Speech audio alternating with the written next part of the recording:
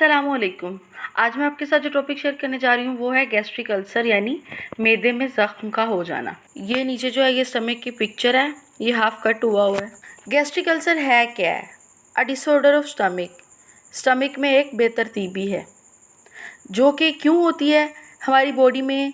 अगर बैक्टीरियाज आ जाएं, Helicobacter pylori अगर हमारी बॉडी में आ जाएं बैक्टीरिया जो कि बहुत डेंजरस हैं, तो वो हमारे स्टमक में इन्फेक्शन कॉज करवाते हैं। स्टमक है क्या? एक जे शेप्ड ऑर्गन है, जैसा कि मैंने आपको पिक्चर में दिखा दिया। स्टमक को उर्दू में बोलते हैं मैदा। ये कहाँ पे होता है? ये हमारी टमी में होता है, हमारे पेट में होता है, और ये हमारे जो जिगर है हमारा यानी कि लीवर, उसके पीछे होता है। ये हमारे निज़ाम का एक हिस्सा है, इसमें खाना हज़म होता है। ये हमारी डाइजेस्टिव ट्रैक का पार्ट है, जो कि माउथ से लेकर एनस तक हमारा डाइजेस्टिव ट्रैक है और स्टमक उसका पार्ट है। डाइजेस्टिव ट्रैक में एक रीजन है स्टमक। सेकंड, स्टमक में जब फूड डाइजेस्ट होती है, जब खाना हजम होना होता है, तो HCl प्रोड्यूस होता है स्टमक में, हाइड्रोक्लोरिक एसिड, और उससे क्या होता है वो हजम होना शुरू हो जाता है। मतलब हमारे फूड पार्टिकल्स की ब्रेक डाउन होती है और खाने की डाइजेशन स्टार्ट हो जाती है, फूड की डाइजेशन स्टार्ट हो जाती है। स्टमक में HCl के अलावा और भी ज़रूरी इंजाइम्स होते हैं जो कि स्टमक उनको रिलीज़ करता है और उसकी वजह से फूड की डाइजेशन होती है।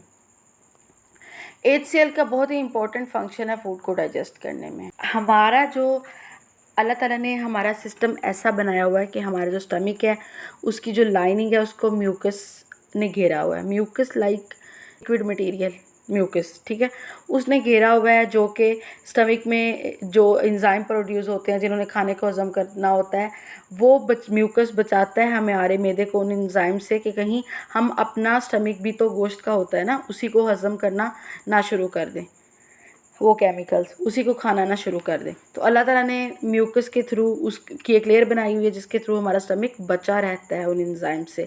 लेकिन जब बैक्टीरियल इन्फेक्शन हो जाती है तो जो हेलिकोबैक्टर पाइलोराई बैक्टीरिया है वो क्या करता है, उसकी खुराक ही होती है हमारे स्टमक का वो म्यूकस।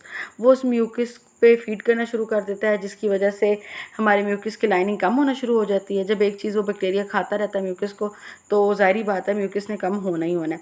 उसके कम होने की वजह से HCl होता है, वो हमारे स्टमक की लाइनिंग को खाना शुरू कर देता है, वो हमारे स्टमक की लाइनिंग को डिस्ट्रॉय करना शुरू कर देता है। जब म्यूकस पे बैक्टीरिया फीड करना स्टार्ट करता है तो उसकी वजह से क्या होता है, म्यूकस की लाइनिंग थिन हो जाती है। थिन होने की वजह से ये होता है HCl पर प्लस जो बाकी डाइजेस्टिव इंजाइम्स होते हैं, ये स्टमक लाइन डैमेज होगी हेलिकोबैक्टर पाइलोरी बैक्टीरिया की वजह से। स्टमक की लाइनिंग जो है उसमें बैक्टीरिया की जब इन्फेक्शन हो जाएगी तो वो डैमेज होना शुरू हो जाएगी। सेल्स ऑफ स्टमक लाइन जो है वो म्यूकस को सिक्रीट करते हैं। म्यूकस हमारे स्टमक को प्रोटेक्ट करता है और स्टमक की लाइनिंग जो है वो HCl और डाइजेस्टिव एंजाइम्स की वजह से डिस्ट्रॉय होना शुरू हो जाती है। उसके बाद इसके साइंस एंड सिम्टम्स क्या है? अगर किसी को अल्सर हो जाता है स्टमक को तो उसको क्या साइंस एंड सिम्टम्स फील होते हैं? साइंस वो होते हैं जो कि डॉक्टर नोट करता है, ठीक। सिम्टम्स वो होते हैं जो पेशेंट बताता है। सवेयर पेन होती है, उसको शदीद दर्द होता है मैदे में, जलन होती है, बर्निंग, वॉमिटिंग, उसको उल्टियाँ आ रही होती हैं, नोज़िया, ऐसी फीलिंग्स को बोलते हैं जिसमें आपको ऐसे फील हो रहा हो कि आपको वॉमिट आने लगी है लेकिन आपको वॉमिट आती नहीं है। Loss of appetite and fullness, भूख खत्म हो जाती है, हर वक्त ऐसे महसूस होता है कि जैसे कुछ है स्टमक में। इन्वेस्टिगेशन इसकी ऐसे करवाते हैं कि अगर आप डॉक्टर के पास जाएंगे, डॉक्टर को डाउट होगा कि आपको स्टमक अल्सर है, तो वो क्या करवाता है, आपकी एंडोस्कोपिक एग्जामिनेशन करवाता है। एंडोस्कोपिक एग्जामिनेशन में ये होता है कि एंडोस्कोप एक मशीन है, एक डिवाइस है जिसमें कैमरा लगा होता है और भी डिवाइसेस लगी होती हैं, वो स्टमक के अंदर भेजते हैं और स्क्रीन पे डॉक्टर्स मोनीटर करते हैं कि किस एरिया में अल्सर है स्टमक के और किस हद तक हुआ है ज़ख़म। उसके ट्रीटमेंट में डॉक्टर्स क्या करते हैं, PPI देते हैं, प्रोटॉन पंप इनहिबिटर्स, ये वो होते हैं जो कि आपके स्टमक में एसिडिटी को, तेज़ाबियत को कम करते हैं। एंटीबायोटिक्स देते हैं जो कि बैक्टीरिया की वजह से इन्फेक्शन हुई है, बैक्टीरिया मर जाए, ताकि एंटासिड्स भी एसिडिटी कम करने का काम करते हैं। स्टमक के अल्सर को गैस्ट्रिक अल्सर भी बोलते हैं क्योंकि ये हमारे डाइजेस्टिव सिस्टम में अल्सर होता है, और अगर ये स्टमक के अलावा इंटेस्टाइन में हो जाए यानी आपके आंतों में हो जाए तो उसे बोलते हैं ड्यूडनल अल्सर। और इसकी एक और जो निशानी होती है कि स्टमक में अल्सर हुआ हुआ है, वो ये होता है कि स्टूल जब आप पास करते हो, यानी आपकी बॉडी से वॉशरूम रिलीज़ होता है, तो वो डार्क कलर का होता है, उसमें ब्लड हो सकता है। तो ये भी एक निशानी है कि स्टमक में अल्सर है।